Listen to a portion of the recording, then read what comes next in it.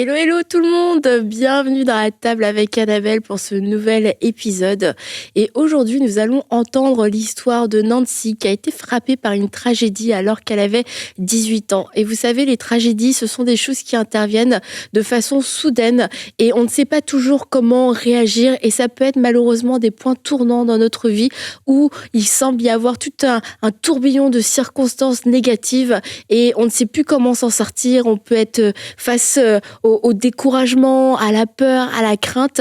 Et on va découvrir cette histoire de Nancy où elle a appris à compter sur Dieu. Elle s'est confiée en Dieu et où toute la bonté de Dieu s'est encore une fois manifestée. Moi, quand j'ai entendu l'histoire de Nancy, j'ai été tellement bénie et inspirée à la fois par la bonté de Dieu, mais aussi par le courage de cette femme, de voir comment elle s'est attachée à Dieu. Et je crois que vous aussi, eh bien, vous allez être encouragés. Je suis aussi aujourd'hui avec Aurélie encore. Hello. Fidèle au poste, Aurélie. Fidèle au poste, Annabelle. Merci, merci Je ne Aurélie. fais pas comme Stéphanie.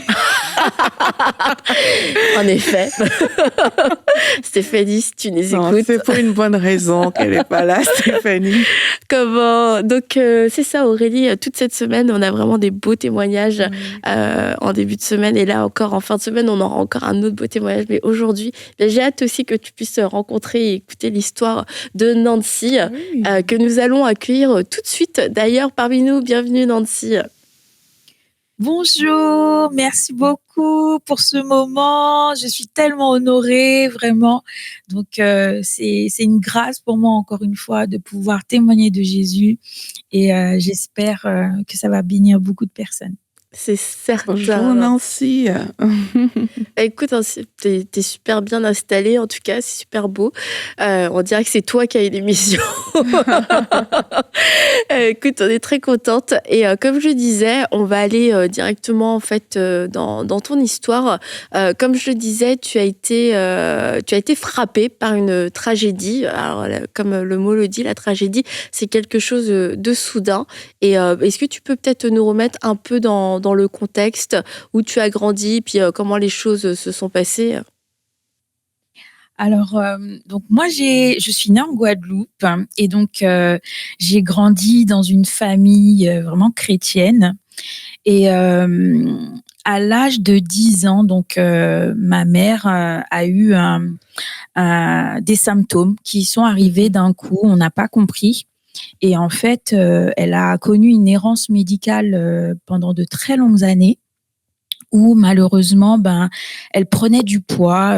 Voilà, certains médecins disaient que c'était les hormones, d'autres disaient que c'était peut-être d'autres choses qui se déréglaient à l'intérieur d'elle, mais il n'y avait pas vraiment de diagnostic précis sur ce qu'elle avait. Et donc, du coup, après de multiples recherches, malheureusement, le quotidien était là. Et donc, j'ai un petit frère qui a 4 ans de moins que moi. Et donc, on l'aidait au maximum. Mon père, entrepreneur, lui, travaillait de manière acharnée puisqu'elle était limitée à cause des symptômes qu'elle avait. Elle ne pouvait pas se déplacer correctement. Donc, arrivé un moment, les médecins lui ont dit: écoutez, madame, les choses sont en train de s'aggraver. Il faudrait partir en France pour éventuellement pouvoir mieux chercher quelle est l'origine, quelles sont l'origine de ces symptômes et donner en fait, émettre un diagnostic précis pour savoir qu'est-ce qui se passe puisqu'elle n'arrêtait pas de prendre du poids malgré tout. Et donc du coup, mes parents ont pris la décision tout simplement qu'on allait venir en France pour dans le but qu'elle puisse se soigner. Et donc, à la Guadeloupe, notre petite île, franchement, tout se passait bien. Il n'y avait pas de souci. C'était une décision difficile pour nous. Mais on s'est dit, bon, maman, elle souffre, on comprend, il n'y a pas de souci, on va y aller. Donc, mon père, il est resté gérer son entreprise en Guadeloupe. Et donc, on est venu ici en France. Et là, tu avais quel âge? À cette époque-là, j'avais 15 ans. 15 ans. 15 ans. Et donc, à 15 ans, tu pars toute seule avec ton frère et ta mère en France dans le but que ta mère ait un diagnostic. Voilà. Donc, arrivée en France, donc il y avait une cousine qui avait dit à ma mère, voilà, qu'elle pouvait l'héberger. Et donc, il y a eu un petit souci entre-temps. Et finalement, elle n'a pas pu l'héberger à cette période-là. Et donc, on s'est retrouvés au 115. Et donc, à cette période-là, il y avait des hôtels où on pouvait séjourner pendant des courtes périodes, le temps d'avoir un logement disponible ou que ma cousine, enfin la cousine de ma mère, puisse s'organiser pour nous laisser son appartement. Et donc du coup, on a eu, voilà, ça a dû durer peut-être 6 mois, un peu plus long. Et finalement, la cousine de ma mère a pu trouver une solution et on a pu aller séjourner chez elle. Mais c'est vrai que c'était une période pas évidente. Et pendant cette période-là où on s'est retrouvés, malheureusement à la rue, parce que les hôtels, en fait, le système d'hôtel, on pouvait pas faire à manger. Donc, on allait la journée, on sortait. Et donc, on allait récupérer à manger, soit chez Emmaüs, voilà, un petit peu où on pouvait. Et on mangeait ce qu'on pouvait manger puisqu'on pouvait pas cuisiner à l'intérieur de l'hôtel. C'était vraiment pas facile. Et tout ça avec ta maman qui était malade. Toujours là, toujours voilà, dans son état où elle était fragilisée. Et on arrive en France où la température n'est pas comme aux Antilles. Donc vraiment, c'était pas facile. Mais ma mère, franchement, c'était une femme souriante. C'était une femme, elle voyait toujours le verre à moitié plein, toujours optimiste. Et donc, du coup, elle nous a transmis ça. Et donc, même si c'était difficile et tout, elle nous disait ça va aller, Dieu va pas nous abandonner, vous inquiétez pas. Et on continuait à aller à l'église. On a commencé, on a trouvé une petite église où on est allé. Et je me rappellerai toujours de ce message-là où, à ces périodes-là, on se retrouve, on est un peu SDF. Et il y a quelqu'un qui dit à ma mère, vous allez avoir des maisons, madame. Et ma mère, elle regarde, elle dit, ok, d'accord, ok, bon, si c'est Dieu qui dit, on va prendre. Et en fait, on a gardé cette maison-là, cette parole-là, et on s'est dit, ok, bon, Dieu a quelque chose de bon pour nous. Peut-être que c'est des temps difficiles, mais on va y croire, on va garder la foi. Et donc, du coup, la bonne nouvelle est arrivée, on a pu intégrer le logement de ma tante, enfin de ma mère. Et donc, franchement, on s'est dit, bon, c'était un soulagement et tout. Cependant, les médecins, ils commençaient vraiment à inquiéter ma mère et lui dire, écoutez, madame, vous êtes en obésité morbide. Il faut absolument trouver une solution, faire une intervention. Et donc, ils lui ont proposé de mettre l'anneau gastrique. Et donc, ma mère, elle pesait déjà 200 kilos au moment où je vous parle. Et donc, j'ai vu ma mère vraiment souffrir du regard des gens, souffrir parce que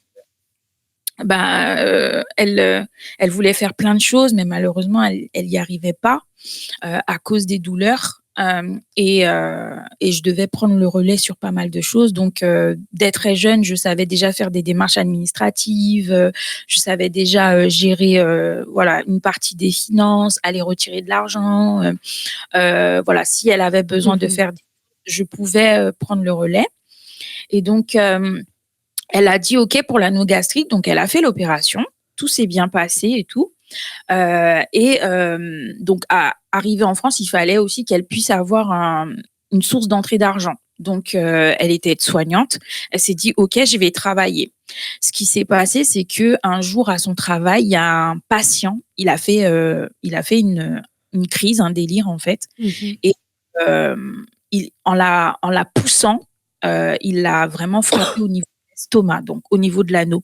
Et en fait, l'anneau s'est enfoncé. Et donc, elle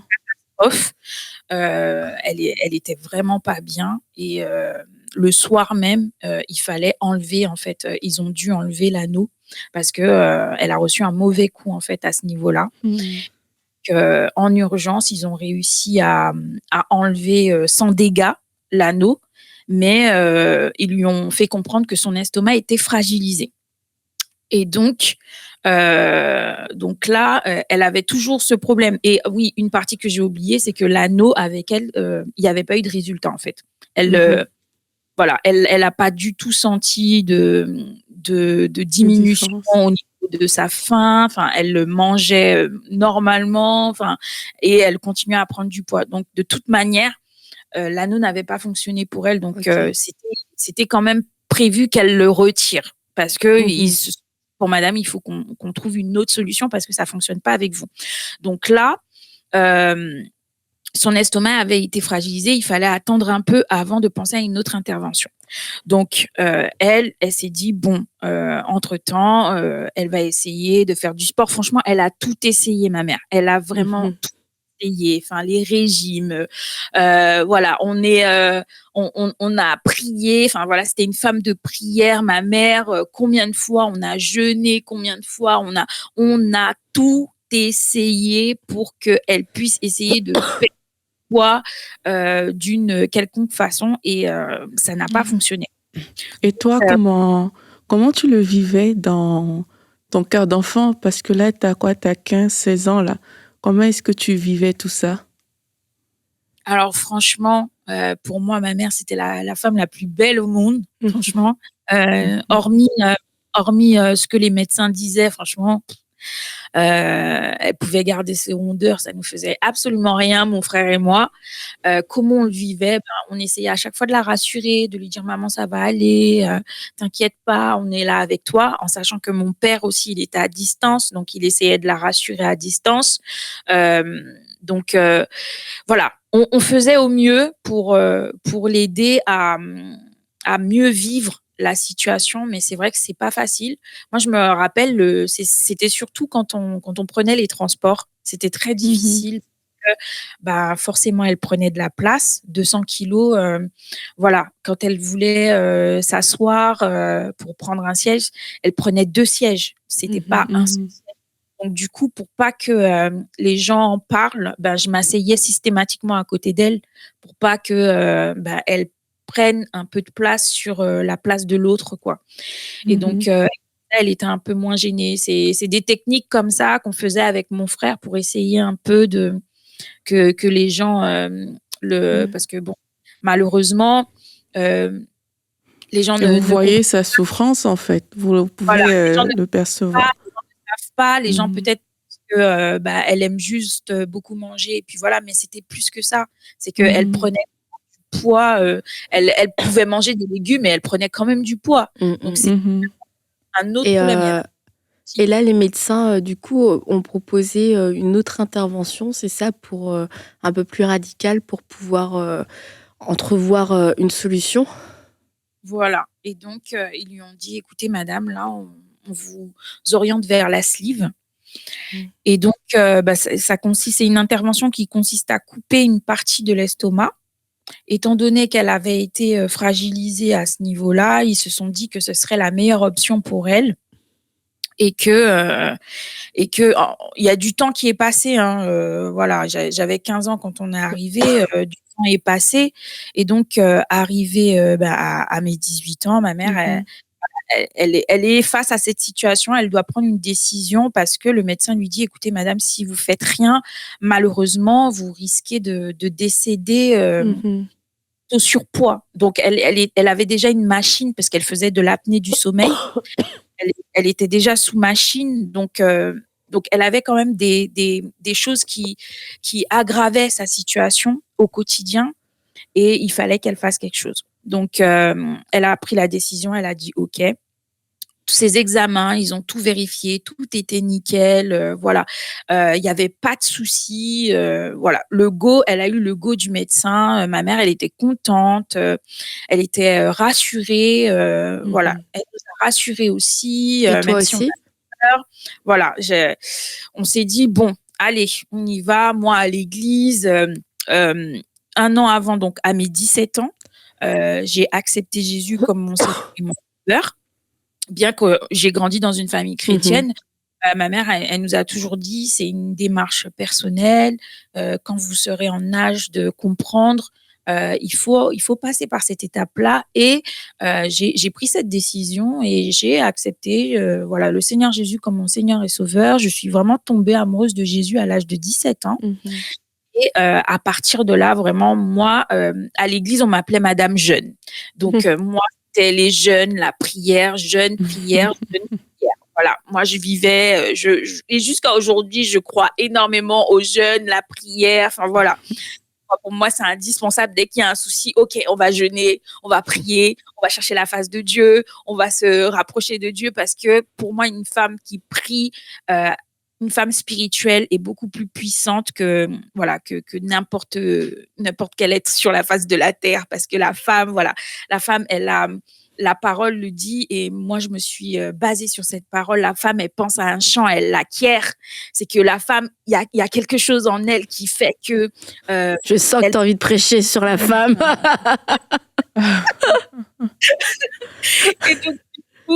Et donc, du coup, bon, voilà, ma mère, elle prend la décision. Nous, on entre avec mes amis. Je leur dis, écoutez, ma mère, elle va se faire opérer, s'il vous plaît. On prie. On a fait une chaîne de prières et tout, non-stop. On priait, on priait, on priait. Et ma mère, elle continue à me rassurer et tout. Je lui dis, bon, t'es sûre, maman, et tout, on y va. OK, on y va. Donc, la date arrive et tout. Tout se passe bien. L'opération, voilà, arrivé le jour J, l'opération, tout se passe bien, nickel, tout s'est bien passé. Les médecins, ils étaient contents, tout le monde était content, on était tous soulagés. Voilà. Ma mère, elle m'appelle, elle me dit, voilà, est-ce que tu peux passer me voir? Je dis, OK, maman, il n'y a pas de souci, je passe te voir et tout à l'hôpital. Elle était toute souriante, elle était contente. On parle et tout. Et il y a un moment dans notre discussion, elle me dit, tu sais, hier soir, j'étais entourée d'anges autour de mon lit. Et donc, moi, jeune chrétienne, voilà, les anges, j'avais pas beaucoup de connaissances et tout, mais je me suis dit, à l'intérieur de moi, je me suis dit, ah, il y avait des anges autour de toi. Oh, OK, d'accord, maman. Viens, on prie. Je lui ai dit naturellement comme ça, viens, on prie pour être sûr que tout va bien se passer et tout. Et j'avais à cœur de faire la prière du salut avec elle. Et donc, du coup, elle m'a dit, parce qu'on parlait comme ça, je lui dis, t'es sûre, s'il se passe quelque chose, t'es sûre que tu vas auprès du Seigneur et tout, t'es sûre d'avoir accepté Jésus comme ton Seigneur et Sauveur, maman? Elle me dit, mais oui, je suis sûre et tout. Je lui dis, bon, viens, on fait quand même la prière et tout. C'était vraiment, bon, moi, pour moi, il n'y avait que ça dans mon cœur. Donc, je lui ai dit, écoute, on refait la prière, maman, on ne sait jamais et tout. Elle me dit, mais t'inquiète pas, tout va bien se passer et tout, ma fille. Je lui dis, OK, on fait la prière ensemble. On continue à papoter. Elle me parle de ses projets, elle me parle de tout. Et après, elle appelle mon petit frère. Mon petit frère aussi parle avec elle. Tout va bien, il n'y a aucun signe, tout est nickel. OK. Donc après, je la laisse et je rentre à la maison, rejoindre mon petit frère tranquillement. Voilà. Et à 4 heures du matin, là, je reçois un appel et malheureusement, c'était le médecin. Et là, le médecin, il m'annonce que ma mère a fait un arrêt cardiaque, en fait, dans la nuit, et qu'ils ont essayé de la réanimer, mais il y avait absolument rien à faire. Et là, je me rappellerai toujours, enfin, toute ma vie, au moment où il m'annonce le décès de ma mère, enfin, j'entendais mon cœur battre dans mes oreilles. Là, j'entendais absolument tout. Là, ma vie, elle a pris un tournant du jour au lendemain. Quand on parle de crise cardiaque, hein, là, on n'avait rien organisé, absolument rien. On n'a pas parlé de s'il se passe quelque chose ou quoi que ce soit. On n'a rien prévu, en fait. On n'a rien organisé parce que c'était pas une option, en fait. On n'a jamais pensé à ça. Il n'y avait rien d'organisé dans cette situation-là. Et donc là, tu as 18 ans. Là, tu as 18 ans et ton frère a 14 ans, c'est ça? Voilà. Donc en fait, là, du jour au lendemain, tu te retrouves, tu es toute seule avec ton frère en France, ton père est en Guadeloupe et tu dois faire face à tout ça. Et c'est toujours ce qui est dur aussi dans ces périodes de deuil, c'est qu'il y a toute une partie logistique à organiser, des funérailles à organiser. Et Et du coup, c'est toi qui t'en es occupée à ce moment-là? Voilà, c'est vraiment, j'ai dû tout gérer franchement, et c'est là que je sais que c'est Dieu. Je sais que c'est Dieu parce que enfin, la force, le caractère, enfin, même tous les gens qui me voyaient autour, ils étaient surpris en fait de comment je gérais la chose, comment j'ai pris en main les choses parce que pour eux en fait, c'était pas normal en fait. Normalement, je devais être en train de pleurer, enfin, je devais être en train de enfin, limite, ne pas pouvoir, prendre le relais, en fait. Parce que j'étais face à un décès, mais en fait, si, j'ai pris le relais et même, au décès de ma mère, donc j'ai tout géré, j'ai informé tout le monde. Donc la première personne que je devais informer, c'était mon petit frère. C'était difficile. On a pleuré ensemble, c'était vraiment dur. Le soir même, j'ai demandé à Dieu: «S'il te plaît, donne-moi une réponse». J'ai demandé à Dieu de me fortifier, de voilà, que je puisse entendre sa voix, qu'il puisse me dire que ça va aller, quoi. J'avais Mmh. besoin d'entendre un: «Ne t'inquiète pas ma fille, ça va aller» et au moment où je parle, je j'appuie sur une prédication et dans la prédication, il était en train de dire: «Tout est sous contrôle, tout est Mmh. sous contrôle» et ça a été un moment pour moi où je me suis dit: «OK, c'est Dieu qui me parle, ça va aller». Et Mmh. donc du coup, j'ai pris le carnet de ma mère, il y avait toutes les coordonnées, de la famille. J'ai contacté chaque personne. C'était hyper difficile parce que, bah, il y avait des larmes et moi j'essayais de contenir mes larmes. J'essayais de voilà, j'essayais Mmh. de faire les choses au mieux et en fait, je me retrouvais à devoir, un Consoler peu, les autres? voilà, se Mmh. consoler alors qu'en fait, bah, moi aussi j'avais besoin d'être consolée Mmh. mais je savais que le temps arriverait pour moi et donc du coup, voilà, j'ai informé, la famille, Et ça là, s'est passé ton frère est mineur, en fait. Donc, oui, comment ça se passe, à ce niveau-là pour lui?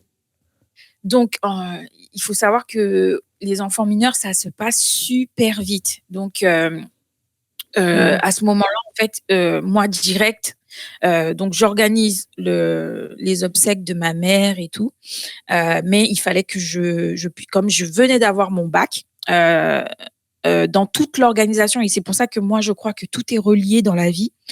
Pendant l'été, j'avais travaillé avec ma mère, en tant qu'aide de vie. Donc ma mère était aide-soignante. J'ai travaillé avec elle en maison de retraite en tant qu'aide de vie et tout l'argent que j'avais eu pendant l'été, j'avais Mmh. plein de projets et tout avec cet argent-là, mais finalement, je suis pas passée à l'action. J'ai gardé cet argent-là. Je me suis dit: Mmh. «Bon, ben, finalement, c'était pas si, utile que ça, ce que je voulais faire». J'ai cet argent et donc en fait, Dieu a bien fait les choses parce que c'est cet argent qui nous a permis de tenir le cap et Mmh. directement, bah, qui dit enfant mineur, il fallait que je puisse avoir l'autorisation légale de garder mon frère. Mmh. Parce que, C'est ça. un enfant mineur, bah, automatiquement, c'est l'ASE qui prend le relais, Mmh. et bah, du coup, la DAS pour le placement. Mmh. Et donc moi, ce que j'ai fait, c'est que, il y a un ami, j'ai demandé à un ami de ma mère: «Écoute, s'il te plaît, il faut absolument que je puisse trouver un travail». J'ai fait un CV la semaine même de l'enterrement de ma mère, j'ai fait un CV. C'est comme si en fait j'avais toutes les instructions qu'il fallait que je suive. Je savais exactement ce qu'il fallait que je fasse. J'ai fait un CV, je lui ai donné, le Mmh. CV, j'ai dit: «S'il te plaît, il y a forcément un poste à prendre. Il me faut simplement un salaire pour que je puisse, subvenir aux besoins du foyer et montrer que même avec le départ de ma mère, je peux subvenir, à la maison». Il m'a dit: «OK, il y a pas de souci». Il a déposé le CV à son travail. La semaine d'après, on m'appelle et il y a un entretien qui, il y a un entretien où Mmh. il faut que j'aille. Je vais à l'entretien. Ils sont convaincus. Ils ne savent pas, hein. Je n'ai pas parlé du décès de ma mère, rien du tout.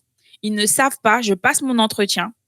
«Vous êtes prise mademoiselle, vous pouvez commencer». Je commence le Mmh. lendemain. Donc c'était dans une usine où il fallait faire, de la maintenance, comment on appelle ça? De Donc Oui, là, c'est ça. à 18 ans, tu te retrouves à travailler à temps plein et du coup aussi avec la responsabilité de ton frère de 14 ans, tout ça en venant de perdre ta maman, parce que là, on parle de 2 semaines en fait. Là, on est à 2 semaines de la perte de ta maman et là, direct, toi, tu rebondis, tu prends les choses en main, tu gères tout, les papiers aussi, tout ce qui a le logement. Est-ce que vous avez pu rester dans votre logement? Donc, je me suis battue parce que il y avait pas forcément, il y avait pas mon nom, mais j'ai pu prouver que j'avais un travail. Et donc, du coup, le timing, il était parfait. Ils m'ont dit, OK, mademoiselle, nous sommes désolés pour ce qui s'est passé. Ils m'ont proposé là, on avait un F3, donc c'était trop grand pour nous deux. Ils m'ont proposé un logement plus petit. Je leur ai dit, s'il vous plaît, là, on a besoin de ne pas bouger pour le moment, Mhm.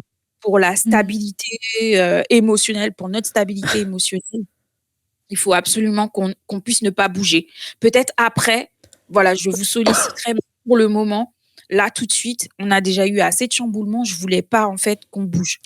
Et donc, du Mhm. coup, ils me disent, OK, pas de souci, il y a pas de souci, vous pouvez rester. Vous avez, donc ils ont changé le nom, le bail et ils ont mis mon nom. Mais j'ai trouvé grâce parce que normalement, ils font pas ça. Donc, c'est encore Ouais. une fois, j'ai parlé beaucoup de grâce parce que à chaque fois, on me disait, normalement, on fait pas ça, mademoiselle, mais écoutez, là, exceptionnellement, on va faire ça à chaque fois.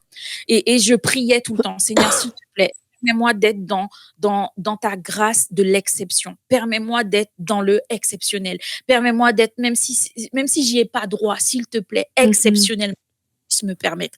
Et à chaque fois, c'était ça. C'était OK. Mhm. On fait pas comme ça d'habitude, mais je sais pas pourquoi. OK, Mhm. exceptionnellement, on va faire ça pour vous. À chaque fois, c'était tout Mhm. le temps comme ça. OK, on fait pas comme ça d'habitude, mais OK, mais mademoiselle, vous, exceptionnellement, on va faire ça. Et Donc, franchement, ma vie, ça a tu été ça. es, Mon tu es histoire, resté connecté à... Ok. Excuse-moi, je c'est t'ai coupé. Je voulais te demander, tu es resté connecté à Dieu depuis tout ce temps et oui. t'as pas eu pourquoi Dieu a pris ma mère ou des questions comme ça. Quels étaient tes sentiments, tes émotions? Comment tu as géré à ce niveau-là avec tout ce qui t'était tombé dessus?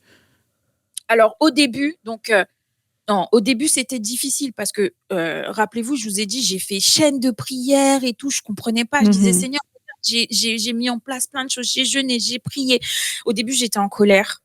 J'étais en colère parce que je me suis dit: «Seigneur, c'est pas possible, comment ça se fait que, on vive quelque chose alors que j'ai tout pratiqué, j'ai pris la parole, j'ai décortiqué tout, tout, tout, tout, tout. Comment ça se fait qu'on vit une situation comme ça?» Et à chaque fois que je parlais avec Dieu, j'avais toujours des réponses. Dieu, il parle toujours. Mhm. J'avais toujours des réponses. Si c'était pas dans l'enseignement du dimanche, c'était dans un enseignement que j'écoutais. Si c'était pas dans un enseignement que j'écoutais, c'était quelqu'un qui venait et qui comme ça, que je connaissais pas, qui allait me dire quelque chose de réconfortant. Par exemple, il y a une dame, elle a été touchée. Je priais, je disais, Seigneur, on a besoin de tant d'argent. Il y a une dame, elle a été touchée par le fait que ma mère est décédée. Elle a été chez les voisins. On habitait à cette période-là sur une esplanade. Et elle a été toquée à chaque porte de l'esplanade. C'était vraiment une grande esplanade. Elle a été toquée à chaque porte pour dire, s'il vous plaît, il y a 2 enfants qui sont orphelins de leur maman. S'il vous plaît, est-ce que vous pouvez donner quelque chose? Et elle a fait une grosse enveloppe. Quand je vous dis Wow. une grosse enveloppe, c'est surnaturel. Elle est venue me voir. Et ce jour-là, elle a même pas j'avais pas de téléphone, j'avais absolument rien. Elle vient, elle me croise. Elle m'attrape, elle me dit, petite, c'est toi que je cherchais. Et je la regarde, je dis oui. Elle me dit oui, ta maman est décédée. J'ai dit oui. Et elle m'a dit, tu sais, voici, Dieu a touché mon cœur et Mhm. voici, tous les voisins, on a donné ce qu'on pouvait. Voici cet argent-là. Franchement, je vous assure, quand j'y repense, c'était surnaturel. J'avais la chair de Mhm.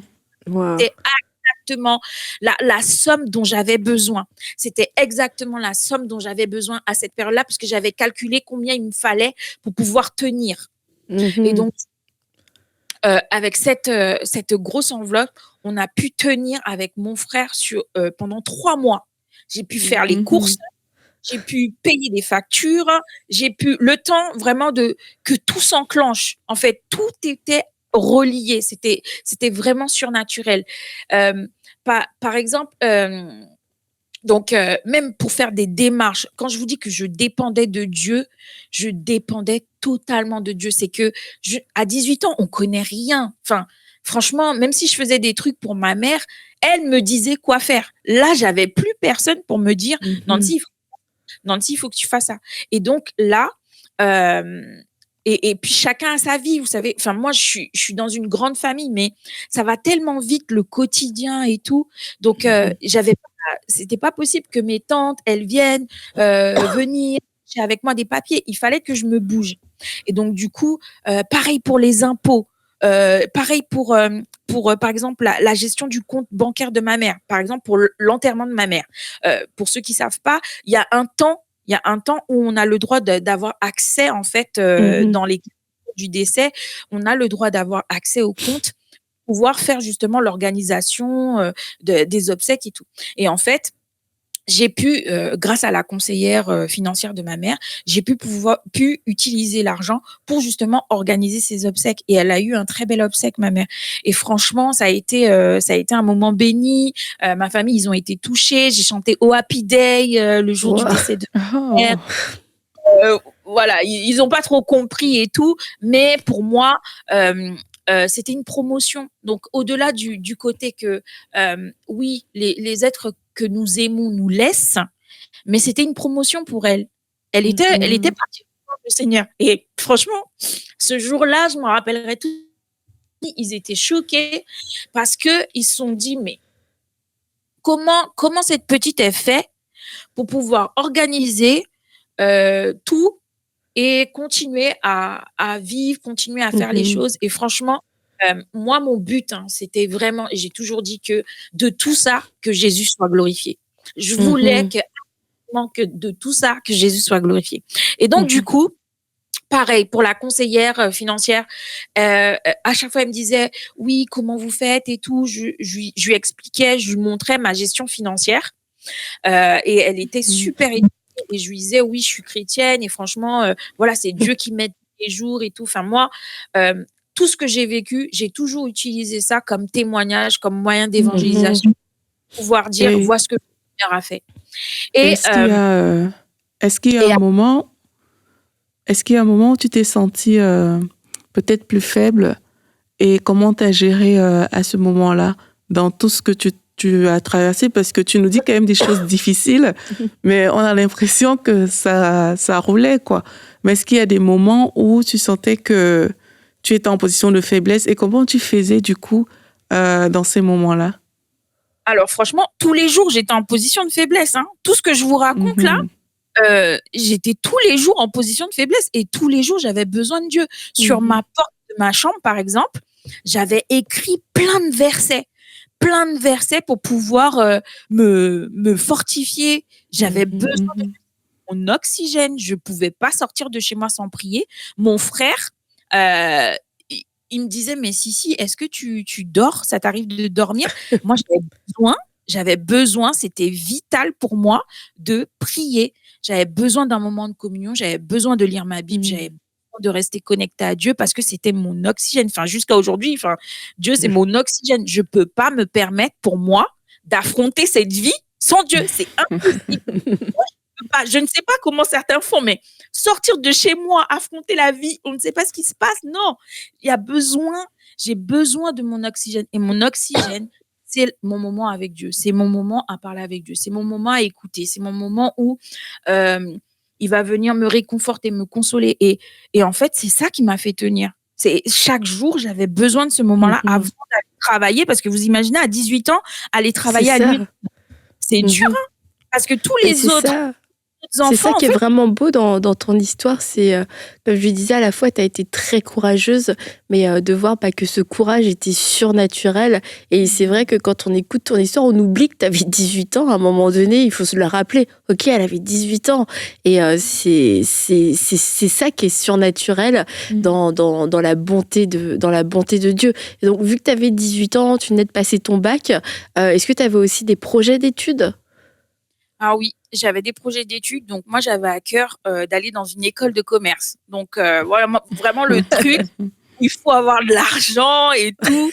Et mon père, il était en train de... Déjà, mon père, il a mal vécu le décès de ma mère. Donc voilà, j'étais un peu en train de consoler mon père aussi. Donc, besoin de lui demander d'argent. Et il me disait, écoute, ma chérie, là, ça va pas être possible. Voilà. Donc, en fait, j'ai une amie en fait qui est rentrée dans une école de commerce. Je lui ai dit, écoute, s'il te plaît, est-ce que tu peux me déclencher un rendez-vous avec avec le directeur? Wow. Et voilà, j'y suis allée à l'audace. J'ai dit, écoutez, s'il vous plaît, monsieur, j'ai pas les finances pour pouvoir payer l'école, mais je suis déterminée. Je suis vraiment motivée. S'il faut travailler, je vais travailler. D'ailleurs, voilà, je travaille déjà. Mais s'il faut que je puisse faire plus, je ferai plus. Mais s'il vous plaît, investissez-vous en moi.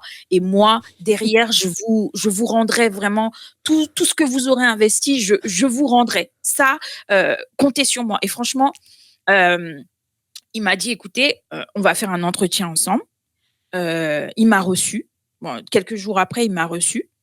Et là, il m'a dit, quel est votre projet? Il m'a demandé un petit peu, je lui ai expliqué, ma mère était décédée, que j'avais mon frère à charge, mais j'aimais le commerce puisque voilà, j'ai grandi, mon père il est entrepreneur, j'ai vu ce qu'un entrepreneur doit faire, toutes les casquettes qu'il doit avoir, et pour moi c'était important de passer par la case école de commerce pour pouvoir en apprendre plus, pour pouvoir me développer et pour ensuite, voilà, moi aussi, éventuellement me lancer dans différents projets entrepreneuriales par la suite.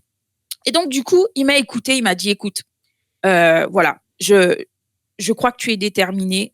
Ok, je vais miser sur toi. Ce qu'on va faire, c'est que je vais t'inscrire, puisqu'il avait un pôle alternance.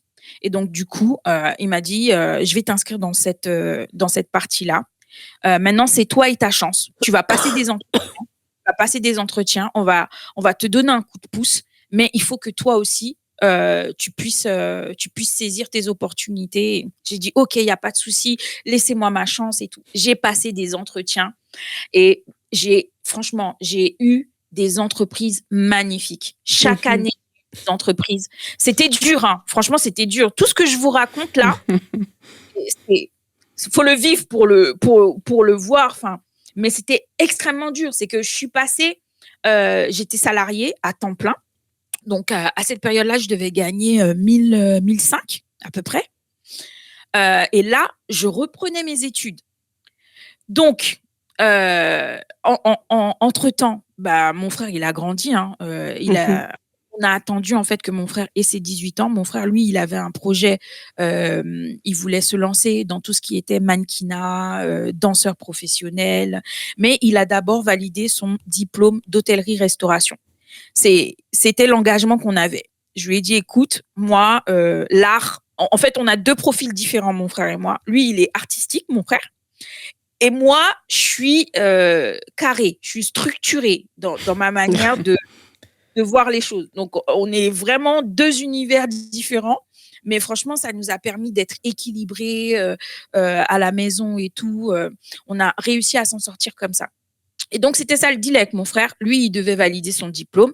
Et ensuite, il a réussi. Il a eu des contrats dans le mannequinat, ce qui m'a permis, en fait, de pouvoir aller chercher, reprendre mes études. Lui, derrière, il avait des entrées d'argent.